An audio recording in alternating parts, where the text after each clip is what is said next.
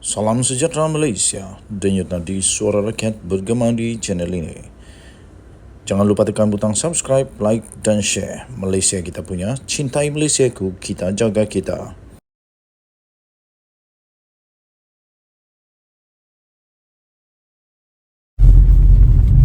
Salam sejahtera Malaysia, denyut nadi suara rakyat bergema di channel ini. Wow, Mahathir bakal berkuasa semula. Wih, soalan yang paling cepu, Mas. Baguslah. Saya sokong sangat kalau Mahathir join PAS. Ngamlah. Nah, Mahathir bergabung dengan Hadi Awang memang satu gandingan paling padu. Dua-dua sudah tua. Dua-dua perasaan bagus sangat. Perasaan bersih sangat. Sehingga kata kerajaan ini najis, sebab tu tak mau campur.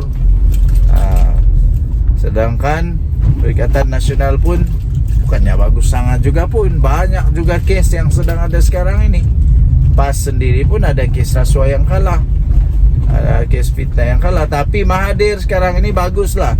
Cepat-cepatlah ambil Mahathir. Cepat-cepat ambil Mahathir, kasih masuk PAS.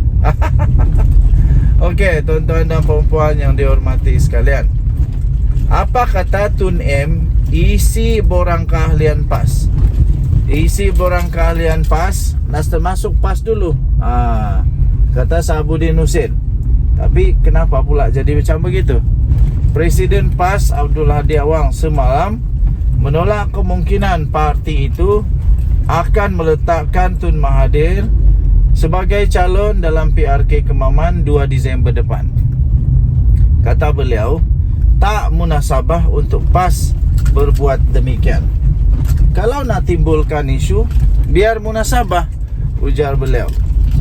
Begitupun kenyataan Hadi Awang itu agak-agak tidak disenangi oleh penyokong Tun Mahathir. Antaranya Presiden Putra Ibrahim Ali sendiri yang tampil membidas kenyataan Hadi Awang itu. Ibrahim Ali mempersoalkan jika faktor usia menjadi ukuran tidak sesuai dijadikan calon di Kemaman, mengapa bekas Perdana Menteri itu dilantik sebagai penasihat 4 kerajaan negeri yang ditabir oleh PAS? Malah katanya jika faktor usia diambil kira, Hadi Awang juga perlu memberi laluan kepada pemimpin yang lebih muda untuk menyandang jawatan sebagai Presiden Parti PAS. Presiden PAS telah membuat kenyataan menolak bulat-bulat cadangan Tun Mahathir sebagai calon parlimen Kemaman dan alasan tidak munasabah. Agak terkejut juga saya alasan yang diberi Hadi Awang itu, katanya. Apa yang dikatakan tidak munasabah? Apakah kerana umur Tun Mahathir yang tidak layak? Atau Tun Mahathir sendiri yang tidak layak? Jika kerana umur, maka Hadi Awang juga kena beri laluan jawatan Presiden PAS kepada pihak yang lebih muda. Kerana umumnya sudah lanjut umur Hadi Awang pun sudah lanjut. Sementara Tun Mahathir sudah lanjut dan bertongkat-tongkat sudah pun si Hadi Awang. Dia kata. Sementara itu Tun Mahathir walaupun sudah tua tapi belum bertongkat, masih cergas bergerak ke sana sini. Tapi Hadi Awang sudah bertongkat. Jika Tun Mahathir tidak munasabah dicalonkan untuk Parlimen Kemaman, apakah munasabah beliau dilantik sebagai penasihat SG4? Nah, jawab itu Hadi Awang. Kenapa kamu mau lantik dia penasihat, tapi pula tidak munasabah untuk dia jadi calon? Kuang. Walaupun Hadi Awang dilihat menolak Tun Mahathir, tapi sebenarnya PAS belum lagi membuat keputusan yang muktamad. Peluang masih ada terbuka kerana PAS sedang menilai siapa calon yang paling layak untuk dijadikan calon.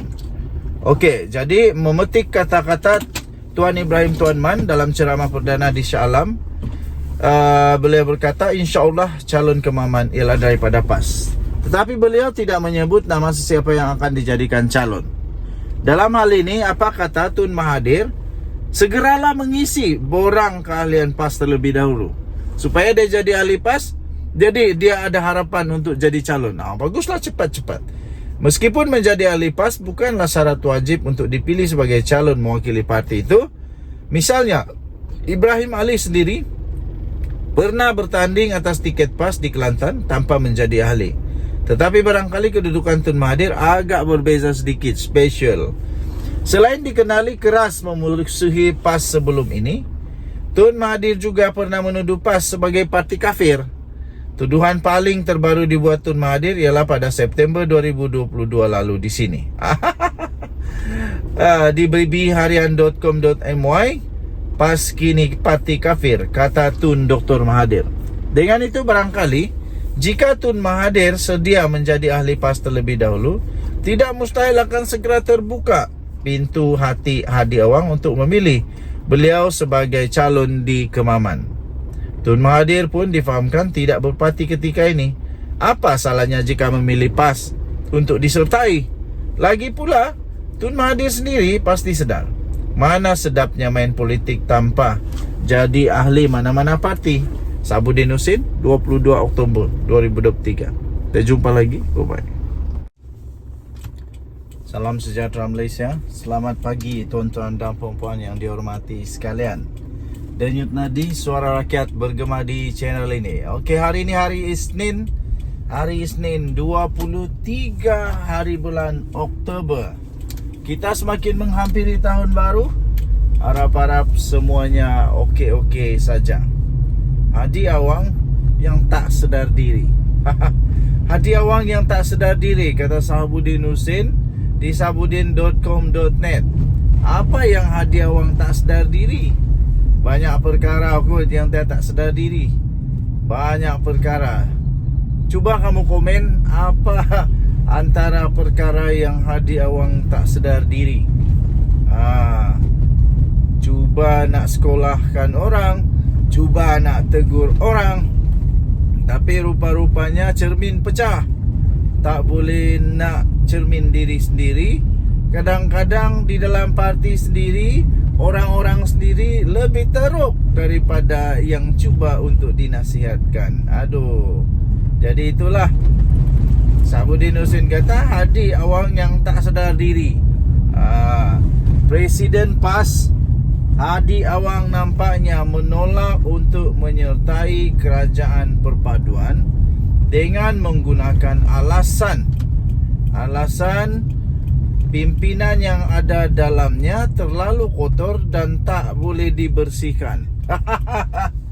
Terlalu kotor dan tidak boleh dibersihkan, katanya. Lucu jugalah. Dia kata kamu boleh lihat Kerajaan Pakatan Harapan PH, siapa dalam dia, nak suci macam mana. Banduan pun ada, bekas perasua pun ada, kluster mahkamah pun ada. Macam mana kami nak ikut, katanya. Okey, soalan saya, bagaimana dengan Perikatan Nasional? Bersih sangatkah Perikatan Nasional? Di dalam PAS bersihkah? Berapa banyak pemfitnah yang kalah di dalam PAS?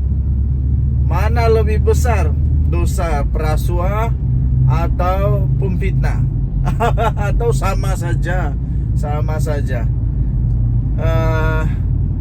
Kemudian dia kata kalau kita nak bersihkan najis, tak boleh masuk dalam tong najis.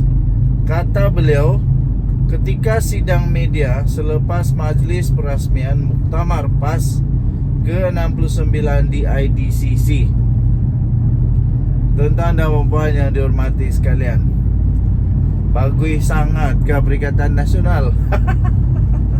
Berapa banyak perikatan di dalam Perikatan Nasional lah ni yang bakal akan kena. Yang sudah didakwa banyak tak banyak, banyak jugalah. Yang Di dalam PAS, berapa orang yang sudah didapati kalah di mahkamah pilihan raya kerana didapati ada unsur rasuah. Belum pernah ada calon dalam Pakatan Harapan yang kalah di mahkamah pilihan raya kerana ada rasuah. Belum pernah. Tapi di dalam PAS ada. Lah ni dah dua. Dua ke tiga? Ada. Yang penting ada. Lepas itu berapa ramai di dalam PAS ni yang sudah kalah kena arah oleh mahkamah untuk membayar pampasan ganti rugi kerana memfitnah. Dosa tak dosa fitnah tu, kawan saya kata memfitnah itu sama berat dosanya dengan membunuh. Jadi membunuh itu saya fikir bukan hanya najis biasa, yang itu najis besar juga. Najis besar juga. Okey. Katanya banduan yang dirujuk hadiah wang dalam kenyataannya itu tentulah ditujukan kepada Anwar Ibrahim. Sementara bekas perasuah pula pastinya berkaitan dengan Syahid Hamidi yang kini dilepas tapi tak dibebas dalam kes rasuah berkaitan Yayasan Akal Budi. Melihat apa yang dinyatakan Hadi dalam sidang media itu, ternampak beliau hanya melihat kekotoran di pihak kerajaan semata-mata, tetapi tidak dalam gabungan PN yang disertai PAS sendiri. Itulah. Nampak selumbar di mata kawan, tapi ada kayu balak di mata sendiri, tidak sedar. Pertama, apa masalahnya jika bekas banduan jadi pemimpin negara? Selain Anwar yang sudah diberi pengampunan penuh oleh Seri Paduka Baginda yang di-Pertuan Agong, kalau disingkap sejarah pun, bukan sahaja ramai pemimpin dunia pernah dihukum penjara sebelum beroleh kuasa. Malah tokoh pejuang Islam sendiri pun ramai yang pernah menjadi banduan. Itu soalan dia. Kedua, Hadi Awang juga jangan tidak nampak bahawa dalam PN sendiri ada beberapa pemimpinnya sendiri pun yang sudah pun disahkan bergelar kluster mahkamah. Ketika ini atas pelbagai kesalahan yang sedang perlu dibicarakan. Antaranya ialah pengerusi PN sendiri, Mahyadin Mak Yassin, bekas Ketua Penerangan Bersatu sendiri, iaitu Wan Saiful Wanjan. Lepas tu Menteri Besar Kedah Sanusi Mano. Lupa agaknya Hadi Awang ni. Yang sedang disiasat sekarang pula terkait rasuah pun masih ada banyak lagi. Dengan itu janganlah Hadi Awang perasan sangat seolah-olah PAS dan Perikatan Nasional begitu bersih berbanding pemimpin dalam kerajaan. Janganlah macam begitu. Janganlah perasan sangat yang diri itu bersih, yang parti itu bersih. Ketiga, Hadi Awang juga tidak harus lupa dengan keputusan mahkamah yang membatalkan kemenangan calon parti itu bagi Parlimen Kuala Terengganu dan Kemaman, yang didapati kedua-duanya sah ada wujudnya unsur-unsur rasuah. Unsur-unsur rasuah sehingga perlu diadakan pilihan raya kecil semula. Tidakkah ini menunjukkan PAS sendiri turut tercemar dengan amalan rasuah? Berikutan sikap Hadi Awang itu diharap Anwar berhenti terus daripada cuba berbaik atau mahu menjalinkan sebarang kerjasama dengan parti itu. PAS tidak akan berubah sampai bila-bila, dan Hadi Awang akan sentiasa jadi pemimpin yang tidak sedar diri. Sabudin Husin, 21 Oktober 2023. Denyut nadi, suara rakyat bergema di channel ini. Hadi Awang, baiklah cepat-cepat sedar diri dan jangan perasan sangat diri itu, ataupun jangan perasan sangat parti itu bersih sangat. Nanti terkeluar satu baru sedar bahwa sama. Dan nanti kita jumpa lagi. Bye bye.